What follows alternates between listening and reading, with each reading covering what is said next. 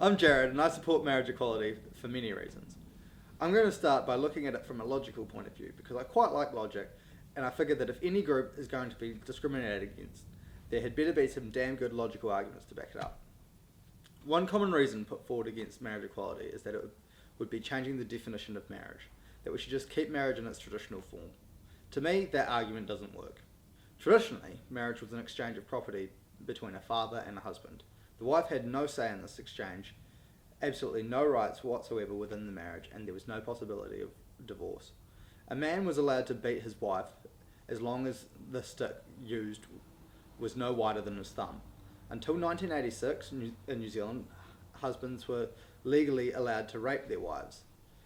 It's not even that long ago that interracial marriage was frowned upon. Thankfully, no one is arguing for a return to these sorts of traditional marriage now, which I think illustrates quite nicely the fact that marriage is a malleable institution, just like all social institutions. As society changes and certain things become more or less acceptable, social institutions change along with it. Marriage is no different. But, people say, marriage is about childbearing and gay people can't have children. I will concede that same-sex couples are unable to conceive children, but I dispute the fact that marriage is about childbearing. Yes, it used to be, but that has changed.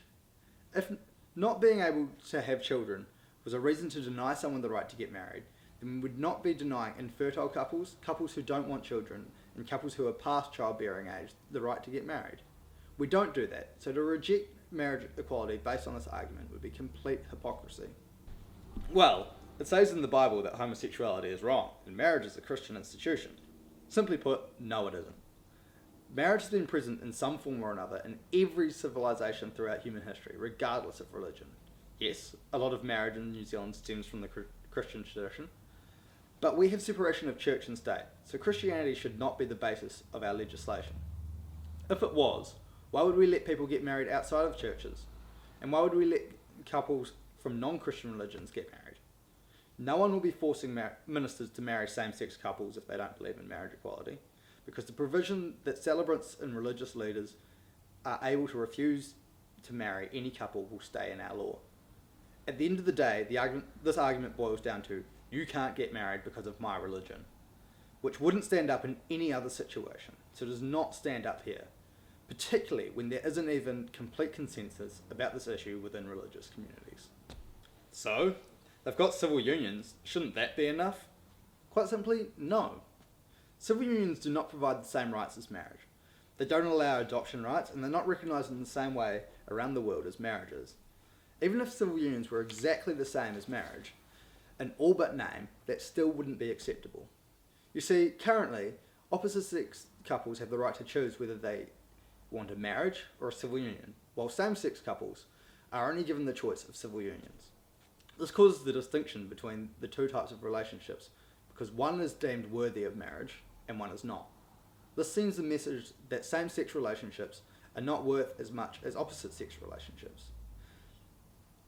This is simply not true. Love is love no matter who it is between. A healthy, loving bond between two people, regardless of gender, is something that should always be valued. Then people start craping on about the sanctity of marriage and how their marriage will somehow have less value if marriage equality is allowed. I don't see how this is supposed to work.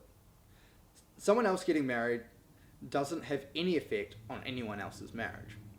A same-sex couple getting married will not affect your marriage any more than the lovely elderly couple down the street or the abusive next-door neighbours. Your marriage is your marriage. Theirs is theirs. They are two separate, unrelated things.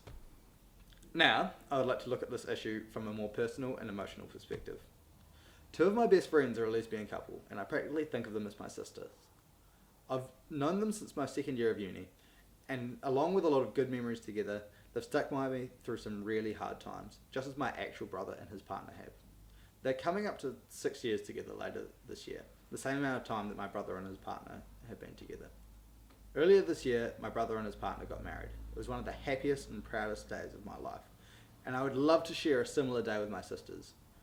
But as things stand, my sister's relationship isn't given the same legitimacy as my brother and sister-in-law's relationship, despite the fact that they've been together the same amount of time and they contribute every bit as much to those around them. Just like many other relationships, my sisters look after those around them. They work hard and pay taxes, and they will one day make amazing parents. But as things stand, I could meet someone on the street today and be married in the time it takes to get the paperwork done, and my relationship would be considered more legitimate than theirs. How does this possibly make sense? How is it just that they are denied the right to officially recognise their relationship in the same way that any opposite sex couple can? It doesn't make sense, and it's not just. And from where I'm sitting, there's absolutely no reason to continue this institutional discrimination in our country.